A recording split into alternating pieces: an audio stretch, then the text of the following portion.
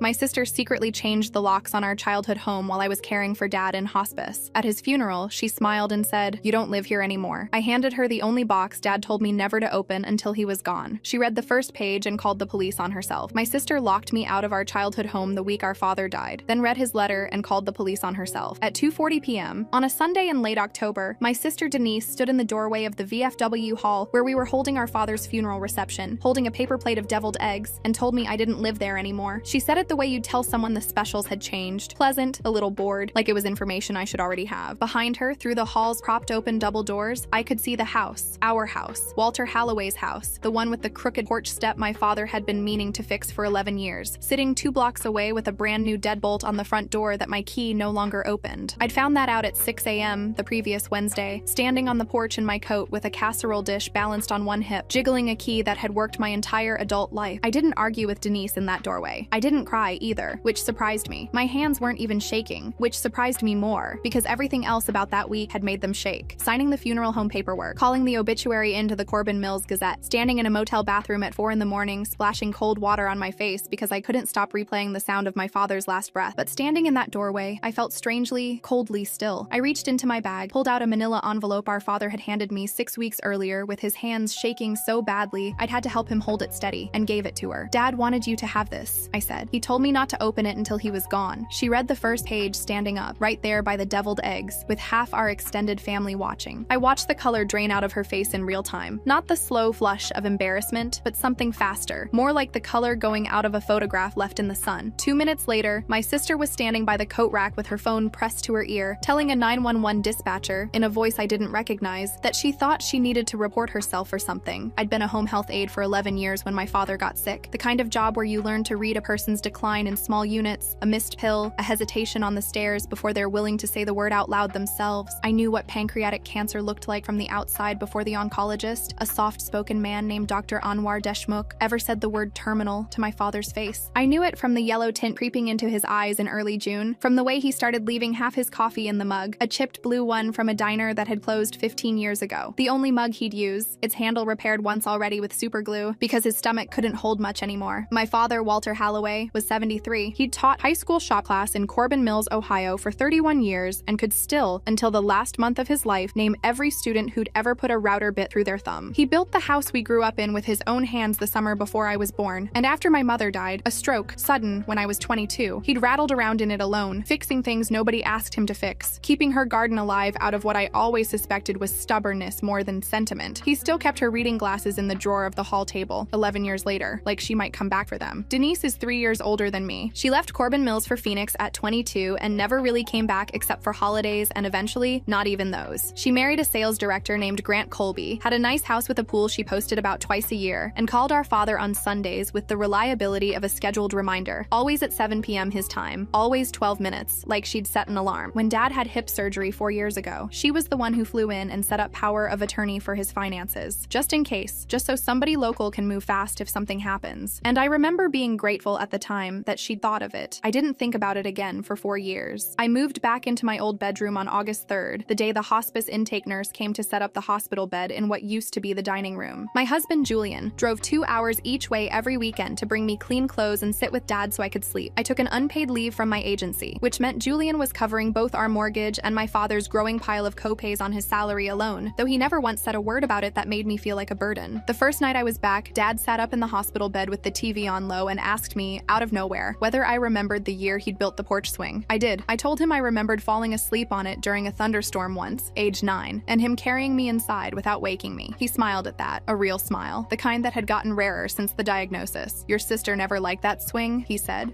it made her sick. "You were always the one who could sit still." I didn't think much of the comment then. I think about it constantly now, the way he seemed, even that early, to already be sorting us into columns. I learned the rhythms of the house again that August. The dog 3 doors down that barked at exactly 6:15 every morning. The loose stair tread third from the top that groaned if you didn't step to the left. The grocery list Dad still kept on the fridge in his own shaky handwriting, even though I did all the shopping by then. Half-finished, milk, WD-40, stamps, like the version of him that wrote it still expected to walk to the store himself. Small, useless, ordinary things. I didn't know yet that I'd want to remember every one of them. The first strange thing happened 10 days in, and it didn't feel strange at the time. It felt like relief. Denise called on a Thursday night while I was rinsing out Dad's chipped mug at the sink think, and I put her on speaker so I could keep working while we talked. She wanted to take the boring stuff off my plate. Bills, insurance, anything with a stamp on it. You've got enough on you just keeping him comfortable, she said. Let me handle the paperwork side. That's what the POA is for, right? Might as well use it for something. I told her that would be a huge help, and I meant it. I told myself I was lucky to have a sister willing to do that from 2,000 miles away, even if she couldn't be here in person. A few days later, she asked me to mail her photocopies of a few documents from Dad's file cabinet: the deed, an old insurance policy, his social security card, because, she said, the bank wanted updated copies on file for something routine. I didn't ask which bank or why a bank would need a copy of a property deed rather than an account statement. I just did it, standing at the copier at the Corbin Mills Public Library on my 1 hour off that week, feeding quarters into the slot, feeling like a good sister for once instead of the tired one. I put the copies in a FedEx envelope and dropped it at the counter on my way to pick up Dad's prescriptions. It cost $11.40. I remember because I almost didn't have enough cash on me and had to put it on a card. A week and a half after that, Meridian Title and Escrow called the house and left a message on Dad's ancient answering machine while he was napping. I only half listened to it while I folded laundry in the next room. A woman's voice, calm and procedural, something about verifying a request to update the mailing address associated with your property record. Please call us back at your earliest convenience. And when I mentioned it to Denise that night, expecting her to know what it was about since she was handling the boring stuff, she laughed it off before I'd even finished the sentence. Probably a scam, she said. They target old people with mortgages constantly. Just delete it before Dad gets scared over nothing. I told myself she'd know. She had the POA. She talked to these institutions all the time, presumably, now that she was handling things. I deleted the voicemail before I went to bed that night, my thumb hovering over the button for a second longer than it needed to, some small animal part of me registering a flicker of unease I didn't have a name for and didn't examine. I've thought about that deleted voicemail more than almost anything else since. By early September, Dad had started closing his bedroom door for stretches of the afternoon, which he never used to do, not even when he was tired. One Tuesday, I came home from the pharmacy to find a car I didn't recognize in the driveway, a gray Buick with a Kopecky & Associates parking permit hanging from the mirror, and Dad sitting at the kitchen table with a woman I'd never met, and a man in a sport coat who introduced himself briefly as Wendell Kopecky, an elder law attorney. Dad asked me, gently but firmly, for 40 minutes alone with them in the kitchen. I made myself scarce in the garage, telling myself it was pre-need funeral planning, the kind of thing dying men quietly arrange without wanting an audience, sorting through a box of his old shop class projects to keep my hands busy. Through the door once, walking past to get a glass of water, I caught a fragment of the woman's voice. Notarized statement, dated today, sealed until, and something in my stomach tightened that I didn't have a name for yet. I didn't ask him about it when they left. He looked exhausted in a way that went past the cancer, gray around the mouth, and I thought, whatever this is, it cost him something to do it. I didn't push. He was dying. I thought I was giving him privacy. In hindsight, I was giving him room to build a case. 3 days after that visit, on September 9th, Dad called me into the dining room where his hospital bed was, in the early afternoon, sun coming in slantwise through the blinds the way it always did that time of year. He handed me a manila envelope, sealed with packing tape along every edge, my name written on the front in handwriting that had gotten smaller and more careful as his hands got worse. The handwriting of a man conserving his own steadiness for something that mattered. Don't open this until I'm gone, he said. Not before. Promise me, Marin. His hands were shaking when he passed it to me, so badly I had to close both of mine around his to keep the envelope from sliding to the floor. Not the tremor from the medication. Something different. Something that looked almost like fear. Denise doesn't know I have this, he added, quiet, like it cost him something to say her name in that sentence. I promised. I asked what was in it. He wouldn't tell me, only shook his head and looked for a second so tired that I felt guilty for asking at all. Something in his face, tired, resolved, a little ashamed, like a man who'd rather be remembered for the porch swing than for whatever this was, told me not to push a dying man past what he was willing to give. I put the envelope in the bottom drawer of my old dresser, under sweaters I hadn't worn since high school, and for 6 weeks I didn't touch it. Even on the nights I couldn't sleep and lay in the dark 2 rooms away from his hospital bed, listening to the oxygen concentrator hum, wondering. Denise flew in on October 5th for 36 hours, the last time I'd see her before the lockout. She hugged Dad carefully like he might break, and cried a little at his bedside, which I remember thinking, at the time, looked genuine because I wanted it to be. But she spent more of that visit in the driveway on work calls than at his bedside, her voice carrying through the screen door, clipped and businesslike, nothing like the 12-minute Sunday calls. I found her in Dad's home office on the second afternoon, going through the metal file cabinet, photographing documents with her phone, the drawer pulled all the way out. Just making sure we're not scrambling on his life insurance later, she said, not quite meeting my eyes, sliding the drawer shut a little too fast. You know how it is when someone dies without things organized. I was too exhausted, too raw, running on hospice caregiver sleep 3 hours a night if I was lucky, to do more than say something mild. Maybe ask him first, I said, before you go through his files while he's asleep. She waved it off, said I was being dramatic, said somebody had to think about the practical stuff since I was clearly too in the weeds too. We didn't fight about it. I didn't have the energy to fight about it. She left left the next morning for a work thing that materialized suddenly the same night I'd found her at the file cabinet, and I stood in the driveway watching her rental car pull away, feeling something curdle in my chest that I still didn't have a name for. Dad died at 4:52 a.m. on October 21st in the dining room, with my hand on his shoulder and the hospice nurse's stethoscope confirming what I already knew from the silence in the room, a silence that had a texture to it, a weight, different from any other kind of quiet I'd ever sat inside. I called Denise from the front steps at 5:20 a.m., my breath fogging in the cold, and told her. She was quiet for a moment and then said she'd fly out for the funeral, and asked, almost as an afterthought, whether the funeral home had a preference on caskets, because she'd read that oak holds value better if we ever needed to. I didn't think anything of it. Grief makes people say strange things. She did not ask when she could come see the house, and I didn't think to wonder why that question never came up, because grief doesn't leave much room for wondering about anything. I found the locks changed on October 22nd, the morning after, standing on the porch with a casserole dish a neighbor had pressed on me before I'd even had coffee, my key turning in a deadbolt that had never given me trouble before, and now wouldn't give at all. I tried it 4 times, jiggling it the way you do when you refuse to believe what's already obvious, before I set the casserole dish down on the porch swing and called Denise from the steps. She answered on the second ring, and her voice had a briskness to it I'd never heard directed at me before. The voice, I realized later, of someone who'd rehearsed this call. "I had the locks changed," she said, like she was reading off a receipt. "It's probate now, Marin. The house needs to be secured until things are sorted. I didn't want strangers with old keys wandering in. I wasn't a stranger. I was her sister, and I'd been the only person in that house for the last 11 weeks of our father's life. I'd been the one who'd learned to change his sheets without waking him, who'd learned the exact temperature he liked his soup, who'd sat with him at 4:52 that morning while she was 2,000 miles away asleep. I told her that, my voice climbing in a way I didn't like, standing on a porch I could no longer get into with a casserole dish going cold beside me. She said she'd handle it after the funeral, and hung up before I could say anything else. I sat down on the porch swing, the one that had made her sick as a kid, and stayed there for 20 minutes before I could make myself move. I spent that night at the Corbin Mills Inn Suites, room 114, staring at a manila envelope I finally had permission to open, sitting cross-legged on a bedspread that smelled like industrial detergent. My hands were cold pulling the tape loose, the same way they'd been cold the day my father gave it to me. Inside was a notarized affidavit, 3 pages, dated September 9th, in my father's own words, transcribed and witnessed by a notary named Paulette Ames working out of Wendell Kopecki's office. Attached to it, paper-clipped behind the affidavit, was a copy of correspondence from Priya Nair, a senior fraud examiner at Meridian Title and Escrow, dated August 25th, the same call I'd deleted off the answering machine, confirming that someone had submitted a request to alter the vesting information on my father's property while he was still, in the words of the affidavit, of sound mind and unaware that any such request had been made in his name. The affidavit stated, in my father's plain, careful shop teacher language, that he'd never authorized any transfer of the house, that he suspected his daughter Denise had used her financial power of attorney to attempt one anyway, and that he was documenting this now, on this date, while he was still lucid and unmedicated enough to be certain of what he was saying, so that whatever happened after his death, there would be a paper trail nobody could argue with. He wrote that he'd thought about confronting her directly, more than once, and had decided against it, because he didn't want his last months to become a fight he might not live to see finished, and because some part of him still hoped he was wrong about what she'd tried to do. He wrote that he loved both his daughters and wished this document didn't need to exist. He wanted Marin to have the truth, sealed, ready, in case it turned out he wasn't wrong after all. I sat on the end of that motel bed and read it 3 times, my hands not shaking anymore, gone past shaking into something stiller and colder, my chest tight in a way that had nothing to do with breathing. Then I pulled up the Ashcombe County Recorder's website on my phone, my thumb unsteady on the tiny search bar, and searched the property by address. There it was, instrument number 2026-004417, filed September 30th, 3 weeks before my father died, and 3 weeks after he'd sealed that envelope, like he'd known exactly what was coming and simply hadn't lived long enough to stop it in time. A quitclaim deed, transferring the property from Walter Halloway solely to Denise Halloway Colby for what the document listed, in the flat legal language of quitclaim deeds everywhere, as $1 and other good and valuable consideration. His signature was on it. I zoomed in on the recorder's scanned image until the pixels blurred. It did not look like his handwriting, not the handwriting on the envelope in my lap, not the handwriting on that grocery list still taped to a refrigerator I could no longer get into. It looked like someone trying to be his handwriting and almost succeeding. Gone. That was the only word my mind offered up, over and over. Gone. Not the house. The idea I'd had of my sister, the one who'd secretly met me at parks when I was younger, the one who'd cried at his bedside 3 weeks earlier with what I'd believed, until that exact moment, was real grief. I called Wendell Kopecki's office the next morning at 8:15, my voice unsteady enough that the receptionist asked twice if I was all right before putting me through, and he saw me at 9, still in the same clothes I'd worn to the motel, because I hadn't been able to make myself go home to a house that wasn't mine anymore to pack a bag from. Kopecki was 61, had practiced elder law in Ashcombe County for 22 years, and had a way of talking that made it clear he'd delivered devastating devastating news to grieving families more times than he could count, and had never once gotten comfortable with it. He sat me down across from a desk stacked with files and confirmed what the affidavit said, filled in what my father hadn't lived to explain himself. Meridian's fraud unit flagged the address change request in late August, he told me, as a possible precursor to an unauthorized transfer. This happens more than people realize. A power of attorney holder quietly repositioning a parent's largest asset before anyone's paying close attention, banking on the parent being too sick or too trusting to notice. Standard protocol when something looks irregular is to contact the principal directly, rather than the requesting party, which is exactly what they did. That's the call you found on the machine. I told him I'd deleted it. My voice cracked on the word. He shook his head, not unkindly. You didn't do anything wrong, he said. You trusted your sister. That's not a crime. It's just what she was counting on. He explained that once my father understood what had almost happened without his knowledge, he came to Kopecki's office within the week, not to confront Denise, but to build a record while he still could. He sat right where you're sitting, Kopecki said, and he told me he didn't want to spend what was left of his life fighting his own daughter in a courtroom he might not survive to see the end of. He wanted the truth to survive him instead. So we drafted the affidavit, had Paulette notarize it that same afternoon while he was sharp, and he asked me to hold nothing back once it mattered. I told him I'd keep a certified copy in our files in case the sealed original was ever lost, destroyed, or disputed. He seemed relieved by that. I think it was the only part of those weeks he had any control over. Priya Nair, the fraud examiner at Meridian, was more direct when I called her that afternoon from the parking lot outside Kopecki's office, sitting in my car with the engine off because I couldn't make myself drive yet. 11 years in title insurance, she told me, gives you a very specific radar for this exact pattern. POA holder, elderly principal, sudden interest in updating ownership records nobody asked to update, usually timed to a diagnosis or a hospitalization. We see it constantly, she said. Adult children who convince themselves it isn't really stealing because they'll inherit it eventually anyway. As if timing doesn't matter. As if consent doesn't matter. She confirmed the September 30th deed had triggered a second automatic fraud review flag the moment it was recorded, because the mailing address on the new filing didn't match anything in Walter Halloway's file, and because her office's earlier August contact with him was still an open note attached to the account. That deed was never going to sail through quietly, she told me. It just hadn't caught up to her yet. These things move slower than people expect, especially when the original owner has passed and nobody's chasing it. Sometimes it takes a family member coming forward to make it move faster. It sounds like your father made sure that would happen even if you never came looking. It was Kopecki at the end of my visit who told me about the notary, a mobile notary named Milo Strand, whose stamp appeared on the September 30th quitclaim deed, and whose name, it turned out, Priya Nair's fraud unit already had flagged in an unrelated file. Mobile notaries who make house calls are supposed to witness the actual signing, Kopecki said. Strand's business model, as best we can tell, involved witnessing considerably less than that. He picked up his phone right there in his office and made one call to a detective he'd worked with before on an elder fraud case out of Marion County 2 years earlier, Raymond Okafor, 14 years with the Ashcombe County Sheriff's Office, the last 6 of them in the Financial Crimes Unit. Detective Okafor met me at Kopecki's office 2 days later on the 24th, the day before the funeral, wearing a plain gray suit and carrying a slim laptop bag rather than a badge on his belt, which I hadn't expected and found strangely reassuring. He was unhurried in a way I found strange at first and understood later. He'd built cases like this before and knew that speed wasn't the thing that made them stick. Documentation was. I've seen families rush this and lose it, he told me. The paperwork's the whole case. We go slow enough to get it right and fast enough that nobody has time to shred anything. He asked for the original affidavit, the sealed copy Dad had entrusted me with, and photographed every page for his file on a small evidence camera he pulled from the bag, careful about chain of custody, telling me not to let the original out of my sight until it had been formally logged as evidence, and to bring it with me the next day, rather than leaving it anywhere unattended. He asked me detailed questions about the August phone call, the September visit from Kopecki, and the notary, my father's mental state on September 9th. Sharp, unmedicated that morning by design, I told him, which was exactly why my father had scheduled the affidavit for a lucid window, rather than waiting for a better day that might never come. Okafor said the combination of Meridian's paper trail and my father's sworn, dated, notarized statement gave him more to work with than most elder fraud cases he'd seen in years. Most families don't have anything like this, he said, tapping the folder. Most families only find out after the money's gone and the story's already been rewritten by whoever took it. Your father built you a case from his deathbed. That's not something people usually have the presence of mind to do. Not with everything else he was carrying. I didn't tell him yet that I was planning to hand it to Denise myself first, at the reception, in front of the family. I wasn't sure I fully understood why I wanted to, only that some stubborn, unresolved part of me needed her to hear it from our father's own words before it became a case number and an exhibit letter on someone else's desk. Okafor didn't love the idea when I finally told him, the next morning, over the phone. Evidence handed over at a party isn't the version of this I'd have picked, he said, and I could hear him weighing whether to talk me out of it. But he also told me the original had already been photographed and logged into his system, so nothing I did with the physical envelope now could compromise the case either way. Just don't let her destroy it, he said, and call us the second it's done. Done. I'll have someone close by. The funeral was set for October 25th, 4 days after Dad died, at Corbin Mills Community Church, with a reception afterward at the VFW Hall on Route 9 that Aunt Priscilla, my father's older sister, 78, sharp as anything, had rented and half paid for because nobody had asked Denise to contribute, and she hadn't offered. I had less than 24 hours between my meeting with Detective Okafor and the funeral to decide what to do with what I knew, and I spent most of it awake in room 114, the envelope on the nightstand where I could see it, my heart going too fast every time the air conditioner clicked on. Julian sat up with me for part of it, on speakerphone from home because he'd had to work that day, saying almost nothing, just staying on the line while I talked myself in circles. Okafor had already opened a file. Priya Nair's fraud unit had already flagged the deed. The wheels were turning whether I did anything or not, which meant the choice in front of me wasn't whether Denise would face consequences. That part was already moving, quietly, on its own track, with or without me. The choice was only whether our family would hear the truth from a court filing months from now, filtered through lawyers and secondhand gossip, or whether they'd hear it from our father's own sealed words on the day we buried him, in a room full of people who'd spent the last week believing whatever Denise had told them about the locks, about the house, about me. I thought about my mother's reading glasses still sitting in that hall table drawer. I thought about the porch swing that made Denise sick as a kid and never made me sick at all. I thought about my father's hands shaking around that envelope and the specific, deliberate way he'd chosen to hand it to me instead of confronting her himself, not because he was a coward, I decided somewhere around 3 in the morning, but because he trusted me to know what to do with it when the time came. I didn't sleep more than 2 hours that night. My stomach stayed in a knot that didn't loosen until the funeral home director knocked on my door at 8:30 to confirm the pallbearer arrangements, and I had to stand up, put on the black dress I'd bought at a strip mall boutique 3 days earlier, and go bury my father. The funeral itself I remember only in pieces. The shop teacher jokes Dad's old students told at the podium. One of them, a man in his 50s who still had all his fingers and made a point of holding them up, laughing through tears. My hands cold in my lap through the whole service. Julian's arm around my shoulders like a brace holding something upright that wanted to fall. Denise sat 2 rows ahead of me with Grant, composed, dry-eyed, accepting condolences with the particular grace of someone who has already decided how this story ends and is simply waiting for everyone else to catch up. At the reception, in the fluorescent hum of the VFW hall, with a folding table of casseroles and a punch bowl and photographs of my father propped on easels between the flags, she found me by the deviled eggs. "You know you can't keep staying at that house like it's still yours," she said. Not cruel exactly, just certain, setting a plate down. "It's probate now. There's a process. I didn't make the rules, Marin." And then, when I didn't answer right away, when I just looked at her, "You don't live there anymore." Aunt Priscilla, a few feet away, went very still with a coffee cup halfway to her mouth. Grant glanced between us and then very deliberately looked at the floor. My cousin Whitley stopped talking mid-sentence to someone by the flags. I reached into my bag. "Dad wanted you to have this," I said, holding out the envelope, the tape already broken along one edge from the night before. "He told me not to open it until he was gone." She read the first page standing up, holding her paper plate in one hand, and I watched her go still, the way you go still when the ground under you turns out to be thinner than you thought. Her eyes moved down the page, then back up to the top, like she was rereading the date to make sure she hadn't misunderstood it. The affidavit was dated September 9th. The quitclaim deed she'd filed was dated September 30th. Our father's sworn statement, sealed and notarized 3 weeks before her deed even existed, wasn't a surprise she'd get to walk back or explain away in private. It was already sitting in a fraud examiner's file, already cross-referenced against a notary under investigation for exactly this pattern. She wasn't confessing to something undiscovered. She was reading the second half of a case that had opened before our father's heart had even stopped. "Where did you—" she started, and then stopped, because the second page had Priya Nair's name typed at the bottom under Meridian's letterhead, and the fraud unit's file reference number, and I watched her do the math in real time. That Meridian had known in August, that the state notary board already had Milo Strand's name in an open file, that whatever she said next in this room full of family would be measured against a paper trail she hadn't known existed until 30 seconds ago. "This isn't," she said, and her voice had gone thin, higher than I'd ever heard it. "I can explain this. Dad